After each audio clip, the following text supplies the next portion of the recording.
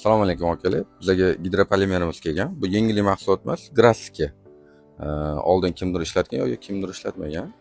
Ishlatib tekshirib ko'ramiz. Yangi mahsulotimiz kelgan oldimizga. Qani. Mashina yuvilgandan keyin bunaqa dumola bo'lib qoladi. Buni ishlatish. Buni kubga olib turib, kubkada artib tashlab. Gidropolimerda o'zini qo'l holatida moykadan keyin qilinadi bu. Bittada oladi. Endi buni suv turmaslik xususiyati bor. Ko'rsanglar bo'ladi mana. Dumola bo'lib qoladi mana. Bu joyga ishlatsa bo'ladi. Kuzovga, oynaga bu joyga ishlatsa bo'ladi. Ana ko'rsanglar bo'ladi, tushib ketishi mana. Suv o'zini.